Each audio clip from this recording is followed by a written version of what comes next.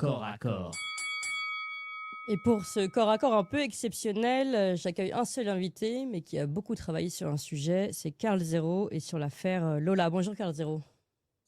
Bonjour Clémence. Et merci beaucoup d'être avec nous ce matin. Vous êtes journaliste, journaliste indépendant, aussi un présentateur TV, fondateur du journal d'investigation L'Envers des affaires et de votre chaîne YouTube Karl Zéro Absolu. Karl Zéro, vous aviez travaillé, on vous avait reçu d'ailleurs à l'époque pour votre numéro Enquête autour de l'affaire Lola. On va en reparler dans quelques instants. Et là, il se trouve que, évidemment, l'affaire Lola revient dans l'actualité avec l'ouverture du procès vendredi dernier, procès devant la cour d'assises de Dabia Ben-Kired, qui est accusée d'avoir violé, torturé, tué la petite Lola le 14 octobre 2022 à Paris. Donc ce procès s'est ouvert. On a 6 jours de procès qui sont prévus. Donc encore aujourd'hui, ce matin, le procès s'est ouvert de nouveau.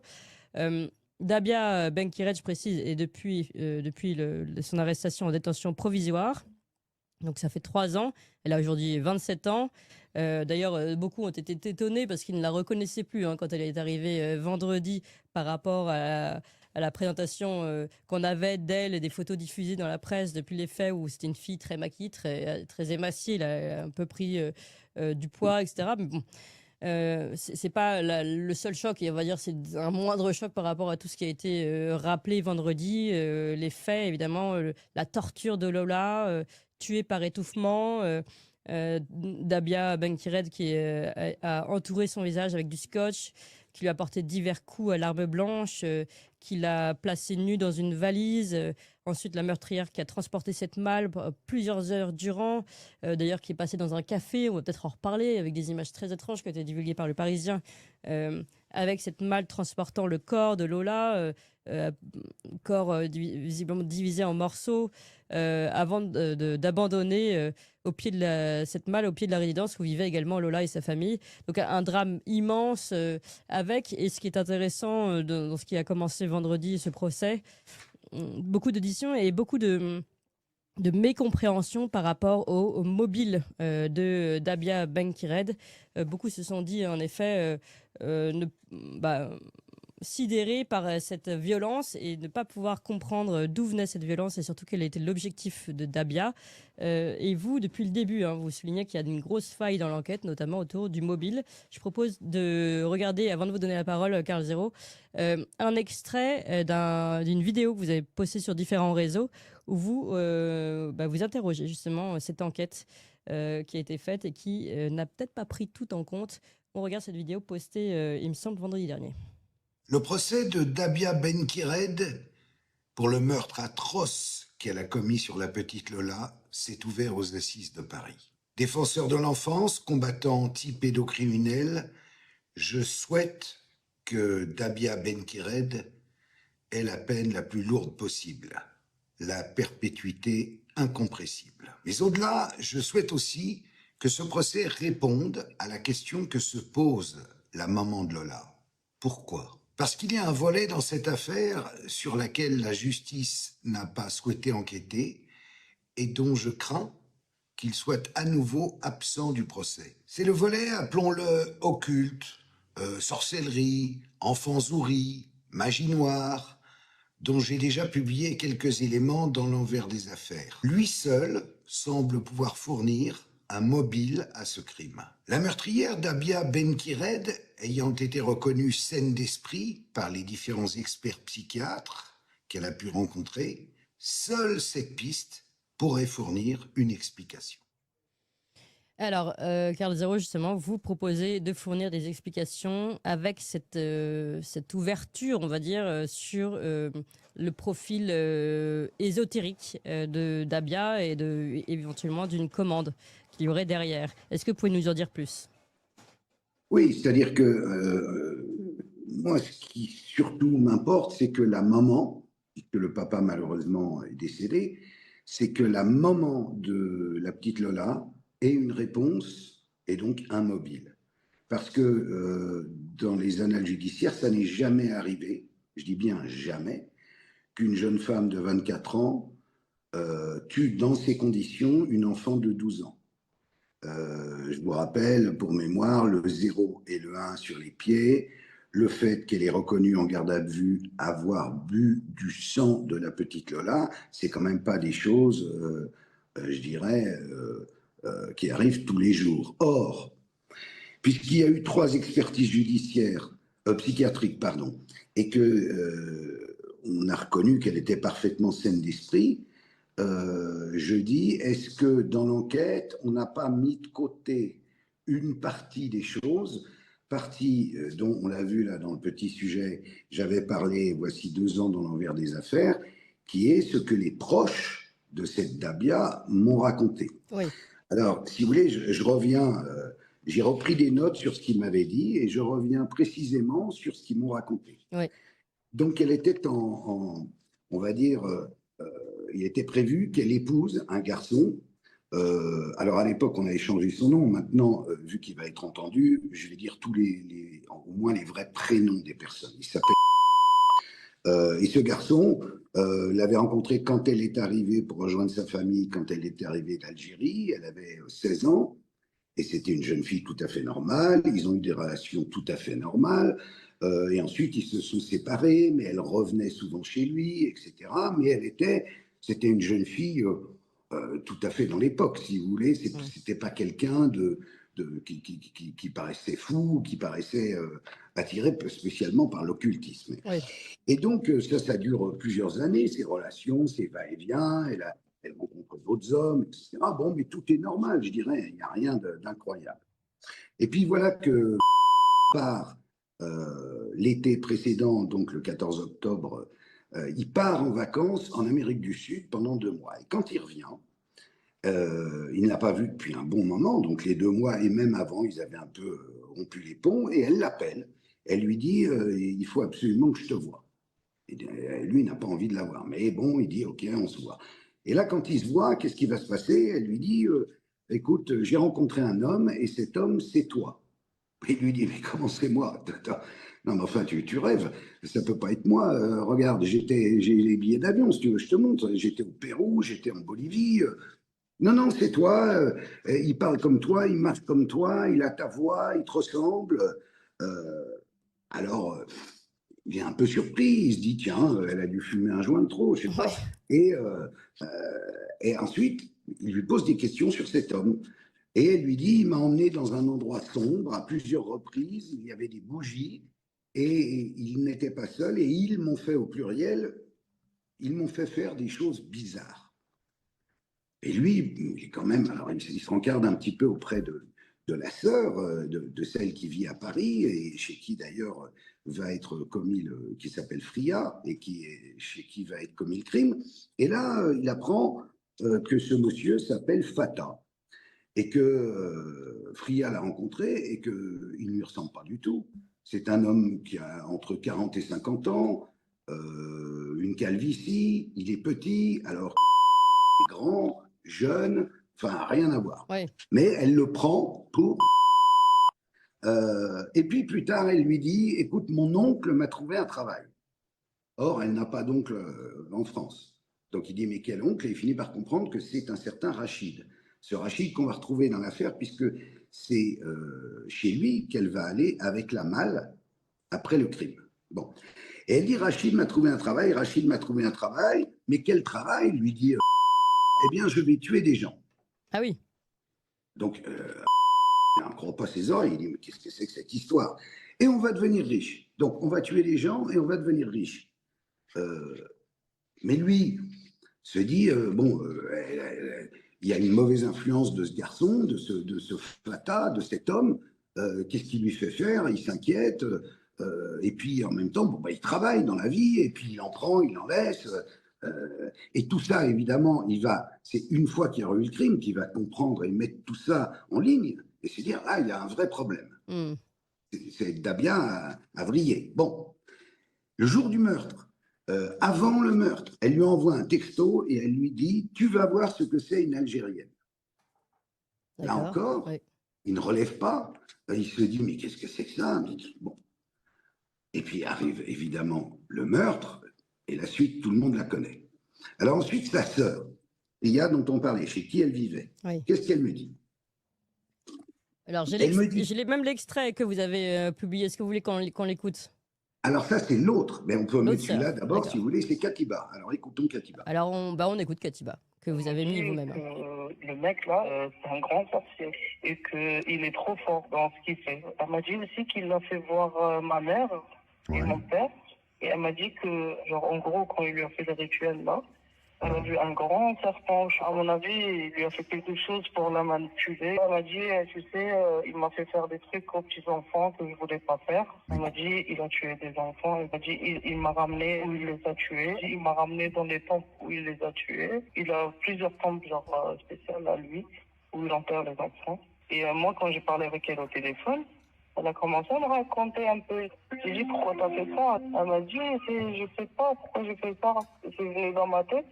Et comme si c'était une personne qui me dirigeait, c'était pas moi-même, quoi, on m'a dit. J'étais pas consciente de ce que j'ai fait, c'est pas moi qui contrôlait. Elle m'a dit que c'était pas de sa faute, elle a regretté, et que le mec, c'est pas une vraie personne. Elle m'a dit, en gros, c'est un djinn, c'est un truc, c'est pas un vrai, quoi. À un moment, elle a parlé des bouteilles de sang. Moi, à mon avis, elle lui a donné des trucs à lui, quoi. C'est lui qui l'a envoyé, et puis elle lui a donné des bouteilles de sang, je sais. Alors, ça, cet enregistrement, vous l'avez fait quand? Après ou avant? Oui, après, forcément. Oui, après le meurtre. Après le meurtre, quand j'ai commencé à enquêter parce qu'on m'a contacté en me disant c'est pas l'histoire qu'on croit. Oui. Il y a derrière un pendant un peu occulte, un peu. Alors lui, bon, il connaît l'existence de ces djinns, mais enfin, c'est pas du tout son truc non plus. Oui. C'est quand même là, on est dans la magie pré-islamique, la magie noire, la sorcellerie, les enfants souris. C'est quand même très très loin de ses préoccupations. Et c'est très loin des préoccupations en réalité de toute cette famille, y compris de Dabia. Mais il semble que l'influence de ce monsieur. Alors, cette sœur qu'on vient d'entendre, Katiba, c'est l'aînée. Elle me dit que Dabia l'appelle et lui dit: je vais me marier. Ah bon, tu vas te marier, mais avec qui? Mais il n'en est pas question. Mais s'il vient, je vais te le présenter. Alors, elle veut aller rencontrer Elle tombe sur ce Fata, et c'est évidemment pas du tout. Elle constate la même chose que la sœur qu'il avait croisée dans un café, qui avait vu un petit homme à Calvitie d'une cinquantaine d'années. Elle voit donc une maison à Levallois-Perret, assez bordélique, avec des tas de sacs d'habits. Visiblement, il fait beaucoup de cadeaux à Dabia, cet homme. Elle me dit qu'il a dépensé en une journée plus de 1000 euros d'achat, mais qu'elle l'adore, qu'elle va se marier. Et puis quelques jours plus tard, elle appelle sa sœur Katiba, Dabia, à 3 heures du matin pour lui dire: ils vont me tuer, et après ils vont vous tuer. Et après, elle lui confie, plus tard encore, il m'a fait faire des trucs aux petits-enfants que je ne voulais pas faire. Il a tué des enfants, il m'a ramené là où il les a tués, il m'a montré leur tombe dans son garage en dessous du sous-sol. Je cite exactement ce qu'elle m'a dit. Hein. Ouais, ouais. Après, elle raconte, Ça fait froid dans le dos. il m'a emmené dans une église évangélique et il m'a fait me laver avec l'eau des morts. Je ne sais pas ce que c'est. Après, elle lui dit carrément: j'ai fait un pacte avec le diable. Et elle lui dit, ça on vient d'entendre, Fata, c'est pas une vraie personne, c'est un djinn. En même temps, c'est un djinn, mais Katiba l'a vu, c'est un homme d'une cinquantaine d'années. Oui, oui. Et elles ont droit, les sœurs, à 10 minutes de conversation au téléphone avec, quand elle est en prison avec Dabia. Et les deux vont lui demander: mais qu'est-ce qui t'a pris? Et elle dit: je ne sais pas pourquoi j'ai fait ça, c'est venu dans ma tête comme si une personne me dirigeait, ce n'est pas moi. Maintenant, je viens à l'autre sœur, Ria, chez qui elle vivait. Donc, Oui. elle dit... Donc, où s'est passé le drame? Là où s'est passé le drame. Fria me dit que sa sœur Dabia lui a dit: il s'est sacrifié pour moi, il est devenu vieux. C'est pour ça que c'est devenu Fata. Vous suivez un peu le truc dans la tête de Dabia. Donc, je vais aussi me sacrifier pour lui, comme ça, on va devenir riche. Bon, elle lui dit encore: Fata, c'est un sorcier. Chez lui, ça sent le mort. Il fait des trucs pas bien aux enfants et il m'a forcé à le faire. Il nous a lancé un sort à nous trois. Et je lui dis: mais les policiers, quand vous leur dites ça, parce qu'elle a été entendue, évidemment, les deux d'ailleurs, Fria a été entendue, elle me dit: il ne voulait rien savoir, il ne voulait pas écouter ça. Donc ça, donc là, Une nuit, allez-y. Attendez, Clémence, je continue. Une nuit, elle se réveille, elle dort dans l'appartement, elle se réveille, elle réveille sa sœur, donc Dabia se réveille et réveille sa sœur. Elle lui dit, ils vont me tuer le 16 septembre. Et après, ils vont te tuer toi et Katiba. Voilà. Après, encore, elle lui dit, une nuit, Fatah, il m'a amené dans un cimetière où il a fait tourner des bougies autour de moi. Il m'a piqué, elle ne dit pas avec quoi, et il m'a versé de l'eau. Et pareil, au téléphone, quand elle a sa sœur, elle lui dit, mais Dabia, qu'est-ce qui s'est passé? Je ne sais pas. Ce qui est arrivé, ce n'était pas moi, c'est à cause de Fatah. Voilà les éléments. Des éléments qu'on ne retrouve pas totalement, que je sache, dans les différentes gardes à vue qui ont été faites de Dabia, de ses sœurs, et surtout de Fatah. Oui. C'est-à-dire que Fatah n'est pas inquiété. Il n'est pas du tout inquiété, lui, pour le moment. Il n'est pas évoqué pour le moment. Mais je ne sais même pas s'il va être appelé au procès. Mais... alors que c'est un personnage essentiel. Oui, alors, et puis lui, pour le coup, on a sa trace au départ, on le savait. Même dans la presse classique, on va dire, on a entendu. Oui, après, elle est passée donc dans ce café, là, la scène du restaurant, où maintenant, qui a été d'ailleurs diffusée vendredi. Où, donc, mais il n'est pas là, Fatah. Non, il n'est pas là. Et après, elle va chez lui. Non, elle va chez Rachid, l'autre, celle qu'elle appelle mon oncle et qui va les rendre riches. Ah oui, d'accord. Elle va tuer des gens. Fatah n'est pas là, et pour cause. À partir du 25 septembre 2022, donc 3 semaines avant le crime, il est en prison. En prison pour des faits de violence conjugale. Il est connu de la police et de la justice pour des faits de droit commun, notamment des violences et des menaces de mort sur conjoint. Donc, il est entendu, et lui, il dit, ah ben non, mais moi, je ne crois pas à l'occultisme, les djinns, c'est pas mon truc, j'en ai rien à foutre. Donc, bon.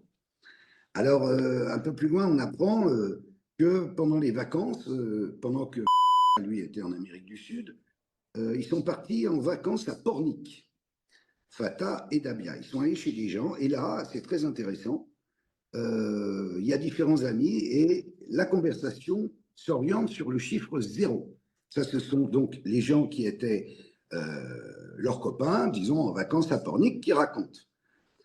Et à cette occasion, Dabia va expliquer que les Marocains enlèvent des jeunes garçons, de préférence roux, les tuent et inscrivent le chiffre 0 sous leurs pieds. Et elle précise que ces sacrifices ouvrent la porte du pouvoir et des trésors fantastiques et que c'est pratiqué au Maroc. On rappelle Giscard, que ces chiffres ont été retrouvés sur le corps également de Lola, hein. Enfin le 0 et le 1. Bien sûr. Oui. Et donc ce témoin qui a participé à cette discussion d'après-repas à Pornic dit, interrogé sur le fait qu'il puisse s'agir des houris, ce témoin confirme que cela pouvait correspondre à ce qu'elle a évoqué. Il y a une autre personne qui confirme également les déclarations de son compagnon, c'est donc sa femme, autour du sacrifice d'enfants dans le cadre de rites de sorcellerie et la discussion sur le chiffre 0, dans lequel Dabia voyait un lien avec un épisode de série policière. Elle décrit Dabia comme cohérente, avec les pieds sur terre et comprenant parfaitement la discussion. Alors, je ne sais pas moi, avec tout ça, franchement, soit il y a une volonté de ne pas parler de ça, de dire ah mais non, on va laisser ça parce que c'est touchy, parce que c'est de l'occultisme, c'est de la sorcellerie. Il m'a dit un truc, il m'a dit, et je le dis d'ailleurs, que le chargé de l'enquête lui a dit ah, en France, on ne brûle plus les sorcières. Donc s'il dit ça, ça veut dire qu'il comprend bien qu'on est face à un acte de sorcellerie. Or, de ce que j'entends pour l'instant au procès, il n'est pas question de sorcellerie. Or, c'est là qu'il y a la réponse, l'explication, le mobile de ce crime atroce. Parce que sinon, il n'a pas de raison d'être. Alors, c'est quoi le mobile? L'explication, c'est quoi? La clé, c'est quoi? Mais la clé, c'est qu'elle a cru à ces histoires de djinns, à ces sornettes, à ces rites, à ces histoires d'enfants houris. Parce que si tout coïncide, on va devenir riche, je vais tuer des gens. Elle est en contact avec ces personnages, quand même, qui sont extraordinairement sulfureux. Et ça, on n'en fait état nulle part. Nulle part. Et donc, j'aimerais que la justice s'en empare et que là, c'est l'occasion ou jamais. c'est l'appel de la dernière chance. Il reste juste 7 semaines. Si cette semaine, on n'établit pas la lumière, toute la lumière, sur comment Dabia Benkired est devenue la proie de ces personnes et a commis ce geste parce qu'elle était sous emprise, eh bien, la justice ne sera pas allée au bout. Oui, parce que pour le moment, on a quand même celui qui, selon tous les éléments que vous avez là, et qui se recoupent, est un peu l'organisateur et celui qui a mis Dabia sous emprise, donc, il est en prison encore ou pas? Non, il est sorti et j'espère qu'il va être amené à la barre et qu'il va répondre aux questions. Simplement, je ne sens pas. Et qui, Chez a les priori, avocats, en bas dans son sous-sol, si on croit, alors Dabia est peut-être complètement folle, hein, je ne sais pas. Est-ce que c'est aussi une façon de se décharger et de dire j'étais sous emprise d'un fou, mais bon, je ne sais pas. En tout cas, ça vaut le coup de faire une enquête. non, Dans son non, parce sous-sol, elle que raconte qu'il y a des tombes d'enfants et qu'il aurait tué des enfants. Enfin là, on est quand même sur un truc horrible. non, mais ça ne veut pas du tout dire que c'est vrai. Mais ça nous met dans une ambiance qui montre que si elle y croyait, elle n'était pas bien dans sa tête à ce moment-là. Si elle n'était pas bien, il y a une altération du discernement due à cette emprise. Mais, Et ouais. c'est cette emprise qu'on doit juger aussi. Et ça ne veut pas dire que je cherche évidemment des circonstances atténuantes. Je l'ai dit dès le départ. Moi, ce que je souhaite, c'est la perpétuité réelle pour elle. Ouais, ouais. Donc mais c'est en même temps pour fournir une réponse à la famille, et notamment à la mère, aux frères et à feu le père, il faut qu'on aille au bout, qu'on ait une explication. Et voilà pourquoi je fais ça. Mm. Je n'ai pas grand-chose à y gagner. Hein. Ouais, oui. Vous n'êtes jamais entré en contact avec la famille de Lola? Non, non, c'est pas mon rôle, je trouve. C'est pas mon D'accord. rôle. Mon rôle, c'est au moment du procès j'ai essayé il y a 2 ans au travers du magazine. Visiblement, je n'ai pas été entendu. J'ai essayé de rencontrer aussi, j'ai même parlé un peu avec les gens de l'enquête. Et ils ne veulent pas en entendre parler de cet aspect-là des choses. Je ne sais pas pourquoi ça les gêne comme ça. Oui. Mais peut-être qu'ils ont peur que. Mais ils se trompent, mais si c'est le cas. Mais peut-être ont-ils peur que du coup, on dise ah ben elle est folle et qu'elle ne soit finalement plus jugée ou qu'elle n'ait pas de prison. C'est pas le cas. La responsabilité pénale de Dabia Benkired est établie. Elle ne peut plus être abolie. Mm. Dans la loi, on peut dire ah ça mérite une diminution de peine, laquelle, si jamais elle était condamnée à la perpétuité réelle, que je demande, on pourrait commuer la peine en 30 ans de prison. Oui, Karl Zéro, juste continuons un peu, parce que donc, dans votre scénario que vous remettez en place grâce à ces éléments que vous apportez, Dabia donc est sous emprise clairement et elle pense être dans un fonctionnement d'enfant zouri, donc tuer une enfant blonde aux yeux clairs qui lui permettrait d'ouvrir la porte à un monde différent, mystérieux. Enfin bon, là je sais pas, vous allez peut-être m'en dire un peu plus. Et donc et dans ce sacrifice humain, d'ailleurs vendredi le procès a révélé que elle avait fait une recherche dans son téléphone sur le sacrifice humain pour devenir riche. Voilà, donc ça a le mérite d'être clair. Donc, dans ce sacrifice humain, il y avait aussi enfin, parce que là, il y a eu une torture, il y a eu viol, et il y a eu donc les numéros sur le corps, ça, a priori, ça correspond. Et il y a eu visiblement des organes qui ont été enlevés et séparés dans une malle différente, c'est ça? Donc, est-ce que tout ça... Non, il n'y a pas eu non, il n'y a pas eu d'organes retirés. Il n'y a pas de trafic d'organes. D'accord. Non, non, il y a eu, on va dire, une sorte de cérémonie étrange où, quand elle dit à ses sœurs, ils m'ont forcé à faire du mal à des enfants, ce qu'elle a fait à la pauvre petite Lola, c'est ce qu'on appelle faire du mal à des enfants. Oui. Donc c'est quelque chose qu'elle avait dû apprendre précédemment, parce que elle n'a jamais été attirée ni par les enfants, ni même par les femmes, Dabia Benkired. Donc c'est quelque chose dont on lui a intimé l'ordre d'une certaine façon, et dans un but bien précis, qui est un mobile, je dirais, aussi d'ordre financier. Lui faire miroiter le fait que grâce à cela, il va y avoir un trésor qu'ils vont retrouver. Mais alors, quel est l'objectif? Alors, elle fait ça, donc vous dites qu'il n'y a même pas de trafic d'organes derrière, il y a pas de... Enfin, donc, quel est l'objectif de l'organisateur? Est-ce qu'il est lui-même, est-ce qu'il y croit, ou est-ce qu'il, lui, a un mobile financier?